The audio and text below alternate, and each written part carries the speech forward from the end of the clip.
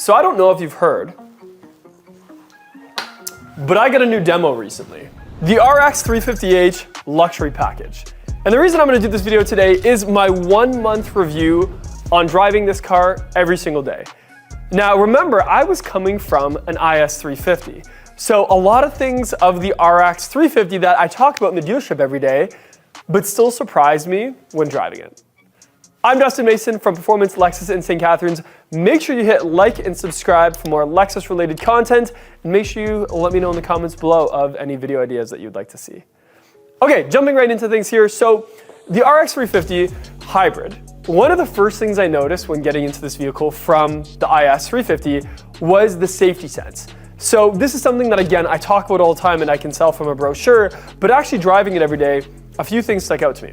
One being the proactive driving assist combined with radar cruise control in the city. And what I mean by that is with the IS 350, since it's the older generation Lexus safety sense, I definitely felt like it was more of a nudge on the shoulder than like the car actually paying attention. And it's something that I take for granted every day is this car is constantly paying attention to everything around it all the time. I don't know what this motion was, but it was the best way that I could describe it. And a lot of that is the proactive driving assist. So the proactive driving assist is like a bubble surrounding the car, and it doesn't matter if you have radar cruise control on or lane departure. If the person in front of you slows down and stops, so will your car. The other day I was driving to work and I happened to drive through sort of like a school zone, and there's cars coming in and out of it, and I was waiting for my espresso to kick in, and the car in front of me suddenly stopped because there was a student walking in front of them. And my car just calmly stopped as well. It wasn't abrupt, it wasn't like beeping and yelling at me, it just slowed to a stop because the car in front of me did, and that's how much the RX is paying attention with the newest Lexus Safety Sense. But that's not all. The other day I was driving to work, and there is some construction on Highway 406, which is near my house, and I know it goes down to one lane. And even before I got to the part of the highway where the construction is, my car verbally said out loud, braking ahead. And I don't know if that was the Apple CarPlay. I didn't have a destination logged in. I don't know if it was the cloud-based navigation, but something told me that there's braking ahead, and I couldn't even see the braking yet. And a big part of that is also what's called AI machine learning. And if you ever look at the top of the windshield of any of the newer Lexuses, there's some cameras and some sensors and things like that. And all that is Lexus investment for the future in learning how Canadians and Americans and North Americans and South Americans and Europe and everybody in the world is driving, so that the machine, the car, can learn how to adapt and how those safety features can get better. So those were like the safety feature parts that were pleasantly surprising. But there's more inside to tell you about. Another thing I've learned is on the inside, and that is this. The car is running and you don't hear anything going on. So the fact that it's a hybrid, we don't feel that vibration. It's got amazing fuel economy. In fact, my fuel economy right now, let's look it up, I believe is 6.8 liters per 100 kilometers, and I have been ripping this thing. And I do probably about half highway, half city, maybe a little bit more highway than city. And I haven't had to go to the gas station in almost like a week and a half, when in previous RXs and ISs, I was going every couple days, it seemed. So even just the fuel economy alone has been a big plus for it. And the fact that it's so smooth has been like the benefit. But the other thing is, this time around with this RX, I've actually set up things the way it should be set up. Usually these are company cars and I don't like to put too much personalization on it, but this time around I did. And because of that, I have things like the cloud-based navigation hooked up. I have things like the driver profile, so that when I get in and the car says, "Welcome, Dustin Mason," it's an added bit of luxury that when my friends get in and see that, they're like, "Oh, my car doesn't say my name when I get into it." Because as Dale Carnegie said, the most beautiful word in the English language is your own name. And the car is saying that word to me, which I think is a nice touch. But not only that, the other thing is the Lexus app. So this time around, I also hooked up the Lexus app to be actually active. So I can see my door lock status. If I parked it down the street and I forgot to lock it, if there's anything in the back seat, how much gas I have, how the tire pressures are, all of those things. Or if I let one of the staff use it and they say they're just grabbing lunch quick, but I can see on my phone that they're not just grabbing lunch quick, that they stopped at like 20 places around town before coming back. Not that I actually do that, but I could check all that stuff. And it is cool having that app actually working. Also the fact how comfortable it is. So one of the things that I do is every Wednesday, I go to flight lessons. And the cool thing about flight lessons is it's way in the middle of nowhere in the country. And I have to go through some stone roads, some bumpy roads, some, windy roads, a mixture of them. And in the IS, that was all really fun because it's like a little sports car that I could hug around corners. But it got to a point that it was also, pretty cumbersome, like on my body. Like I was sometimes tired when I got there. With this RX and all those safety features and the fact that it's a smooth hybrid and a midsize and a smooth midsize, I was able to just sort of like hit my cruise control, still enjoy those windy roads, but I was less fatigued when I got there. And I think that's always been one of the main selling features of the RX is it's a midsize SUV that rides like a midsize sedan, or sometimes even a full-size sedan. So when you get to your destination, you feel like you didn't really have to work hard to get there. And I would say that's a part of the hybrid system that people forget about. It's not just about fuel economy numbers and horsepower numbers. None of that matters if you don't enjoy the drive. And if the drive is too much work. I have a couple friends with some GT3 RS Porsches, and they just did a big road trip a couple months ago. And they said they were so tired by the time they got there. Like it was an amazing experience, but it took so much out of them because those cars are so visceral. With the RX, I almost feel refreshed when I get there. I have my Spotify playing through wireless Apple CarPlay. It's accurate, it's smooth, it does what I want it to do. I can make a couple calls if I want. Everything is relaxing and productive at the same time. And because of the new Lexus multimedia system being so easy to use once you set it up, it's not like I'm messing around with buttons as I'm driving. I'm doing a couple clicks, I'm driving, and I'm able to think about, my flight lesson that I'm going to or after the flight lesson and how it went, and I'm able to like really be in the zone instead of like, kind of getting my butt there and hauling there and being tired when I get there. Instead, I can just enjoy the drive. And I think something about the hybrid is that it seems like the car doesn't even have to work that hard. I mean, not having that gas engine kick on all the time and being able to like just get in it and put it in drive real quick, it's just one of those things that it adds to that experience, or it makes it so that the actual drive isn't as draining as it could be. And, some people will say, luxury cars are so numb feeling, you don't feel the road. In this case, I don't want to feel the road. I just want to get there feeling refreshed so I can focus on the task at hand. And if you look at any of the Lexus commercials lately, sort of that's what they focus on. You don't see them focusing on, someone putting their driving gloves on and stuff like that and getting in an RX, but you'll see the person. I remember one of the recent ones is like the CEO woman prepping for a big speech, like a TED Talk. And she's in her condo overlooking the city and she's practicing and she's in the car and she's practicing and she gets there and she nails it. It was about the car doing its purpose in that presentation. And I think that's a really cool way of reminding ourselves that Lexus isn't just about the car, but it's about the people in the car and the experience they have. And in this case, I felt really refreshed. And you used to have to get an LS 500 for that. You used to have to get the fully loaded flagship SUV LX for that. But it comes in an RX, and it comes in a hybrid RX. So that's what I find with sort of the interior at least.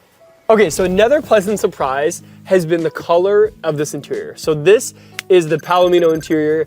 I'm usually a black or a red interior type of guy, but this Palomino, I keep getting compliments on it. Anybody that borrows my car, any of my friends that get in this car, everybody is always like, oh my God, I love this interior, including my girlfriend who's been in this car tons of times. Every time she gets in the front seat and sees the Palomino with that wood grain, she's like, I love this car so much. And it even is comfortable for my dog. So the backseat of the RX is very spacious and is a good size for humans, but also my golden doodle, who's a tall, lanky, derpy little guy, has tons of room back here that I can put some blankets down. He sort of just stays on. He doesn't hit his head anywhere. He's super comfortable back here. Sometimes I fold down the seats and have him sort of like on the seats, but he's a spoiled Lexus dog, so he likes to sit sort of like on the cushions itself. And then also I tend to just put stuff back here. So even as I just went to open this up to do this video, I forgot that I went to Herc's today and got some protein powder. And no, I'm not necessarily a vegan, but the other stuff hurts my tummy. So I usually get this, and I always just have stuff back here because of how much space there is. Okay, well, trunk-wise, obviously coming from an IS 350, it's a big difference, but I haven't really used it to its full potential yet. I've put maybe some cushions and a few Costco runs and stuff like that back here, but in the summertime, it seemed like when I had the IS, I was always moving big things that would barely fit in the IS, like tanning beds and just random summer activities. I never put my surfboard in it, but I would have just strapped it to the roof anyway, and I don't think that would fit inside the RX regardless. But the fact that there is some more space back here, I mean, it would probably have been great to have this in the summer, because then I could have just like sat back here with my dog and ate some chicken McNuggets or something like that and just enjoyed being outdoors. And I didn't really use that to the fullest capacity, but snowboard season is coming up, and maybe I'll use this for a little bit more snowboard or video shoots or something fun like that. So all in all, it has been a great experience driving this for the last month. I put about 2,000 kilometers on it, and I can say I'm pleasantly surprised, even with the fact that I talk about these cars every day, and I talk to people that drive these cars every single day. And a few of the biggest takeaways are definitely the hybrid powertrain. I find it so smooth, so fuel efficient, so luxurious. And the only time I feel like it's lacking is maybe like at higher speeds on the highway. And it sort of has changed my entire outlook on hybrids. I'm a motorhead. I like V8s, I like big turbocharged Toyota Supras. I like all of those engine and visceral experiences, but this definitely serves a place in my life right now. And it makes me think that the only where to go from here that I could enjoy even more would be an RX 500. I think if I could go back and convince my boss to let me take an RX 500 instead, now that I've fallen in love with the hybrid powertrain, I think that would be a nice balance of, you know, a little bit of driving experience with some extra horses under the hood, and still that fuel economy and smooth hybrid powertrain that I have fallen in love with the RX 350h. So much more to come as I continue to drive this over the next couple months and fall more and more in love with it. But at the end of the day, I can see why it's so popular. Every time I do a video on the RX, it does well, and it's because a lot of people love it, and I can definitely see why. Everybody's been sliding into the comment section with some more question and answers. So in today's video, we're gonna do some more Q&A. So first one is, should I get an RX gas or an RX hybrid? I always like to call the RX turbo instead of, you know, fossil fuels, but I get what you're saying. And this is a great question. It comes down to a few different things. One is, how long are you gonna keep the car? And how much driving do you do? Because if it's just about budget in terms of like saving fuel money, the difference between the two, in Canada at least, the hybrid is about $2,500 more, and the gas is obviously $2,500 cheaper. And the fuel economy on the website that I checked, fueleconomy.gov, which does a really good calculation of the two, says you'll save about $918 a year going to the hybrid. And that's on an average 20,000 kilometer driving. So with that said, it would take a couple years to pay off itself. And I guess in turn, the resale value might be a little bit higher on the hybrid. So if you're gonna keep it for, you know, more than 2 years, it might make sense if you do a lot of driving. However, you are gonna be limited to package. So right now on the RX 350h, you can't get any of the F-Sport packages, which are my favorite packages in the lineup. So if I wanted an F-Sport Series 2, I would have to do the F-Performance RX 500h, which isn't, you wouldn't really go there for fuel economy savings, but you would get like the sporty styling.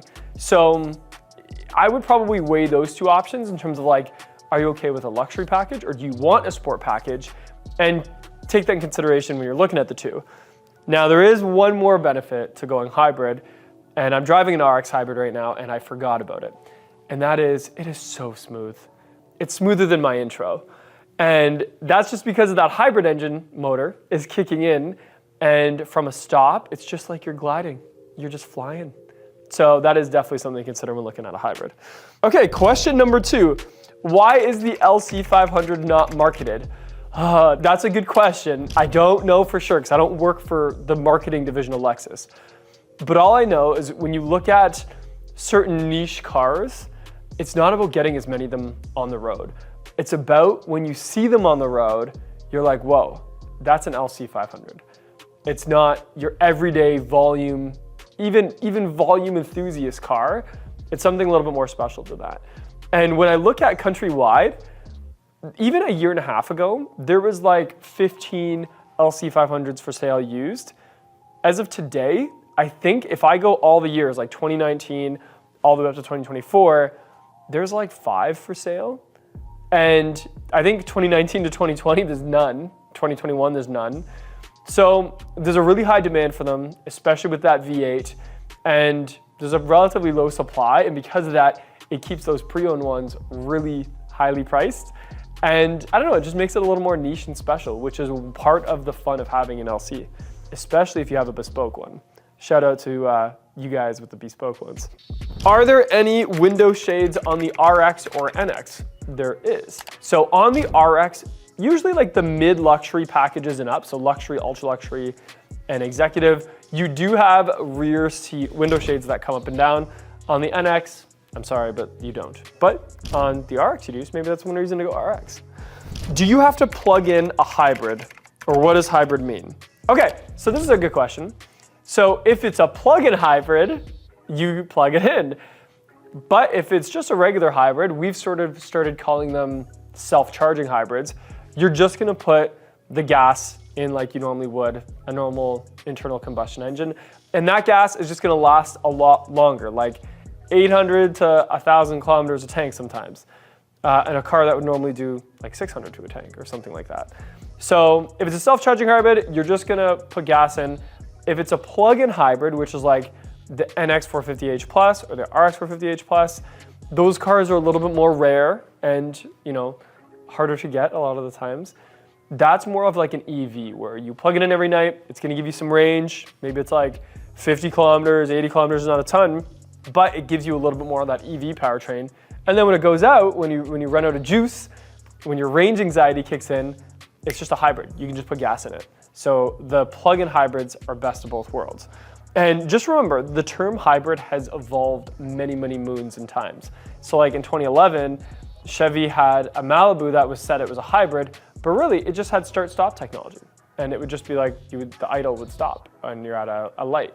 So it does keep changing. Right now, think of self-charging hybrids is the normal hybrids we talk about, and then there's also the plug-in hybrids. And of course, there's full EV, but that's a whole other topic right now. Okay, does the new RX have navigation? Great question. It does, but it's cloud-based navigation. So it used to be that if you were looking at an RX or an NX or whatever, any package mid-level and up, a big selling feature was the fact that it had navigation. And with the introduction of Apple CarPlay and Android Auto to our lineup, we realized that is less important. However, if you have, you know, some of those mid to high packages, you can get cloud-based navigation.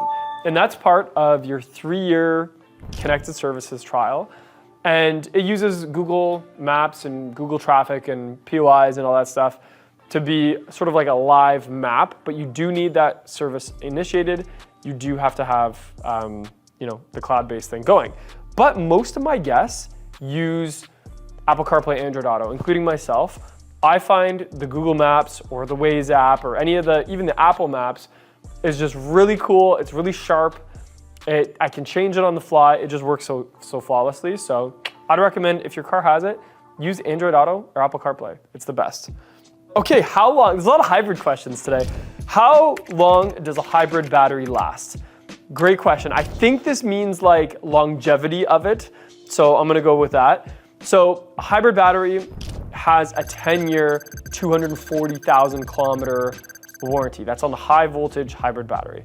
The reason Lexus can stand behind that without losing a bunch of money is because their experience from the last 20 years of making hybrids has taught them that they last.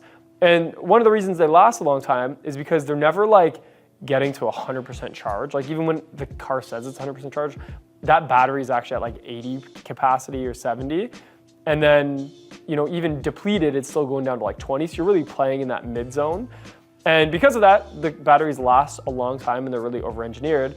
This dealership, Performance Lexus, has been selling hybrids since like early 2000s, maybe late 90s, something like that. And from the staff that's been here, even the ones that have been here for 20 or 30 years, they said that they've only replaced like 3 under warranty or something like that. And what I mean by that is one was like sitting in the Florida sun for many, many hours and it didn't like the heat. So it was like on fluke failed. Another one I think was like part of a car accident. And I think the third one was like, I don't know, maybe just another fluke thing. And that's with like 30,000 vehicles coming through here in the course of that time. So super, super rare. I'm not saying it's never gonna happen to anybody, who knows? But it just gives you an idea that these batteries are super reliable. They have a big warranty even if not, and you shouldn't be worried about that because yeah, I think they're probably even more reliable than like an internal combustion engine. So hopefully that puts your mind at ease. That's all the questions this time. So let me know in the comments below what you thought of those. If you have any more questions, I love seeing the discussions that we have in the comment section. And you know, even if it's something I can't answer, I'll try to at least keep an eye on those comments, maybe do some replies when I can. I think even the last 3 to 4 days, we had like maybe like 40 comments. So even as I'm scrolling and trying to get through some, I do try to look at them. And if I see a question, sometimes I'm like, oh, that'll be a great one. I'll write it down for the next Q&A video. And I really like that I'm seeing so many of our subscribers in that comment section. If I keep getting them, I'll make sure I give you guys a shout out, the ones that I see all the time. And of course, if you're ever in the area, feel free to pop in and say hi. That's another favorite thing I have about making this YouTube channel is a couple times a week, I have people sort of just like knock on my office door and say, hey, I just want to let you know, I see your videos and that's why I'm here buying a car. Or even it's like some of our previous guests that'll just come by and say, hi, hey Dustin, hope all is well. I see your videos every Saturday type thing. And it's one of my favorite things. Maybe I'll get some like swag that I can give people when they see me on YouTube and they come in and say something because it does really give me motivation to keep making these videos. So I'm Dustin Mason. Thank you for watching this video. Let me know in the comments below some more questions and I'll see you in the next video.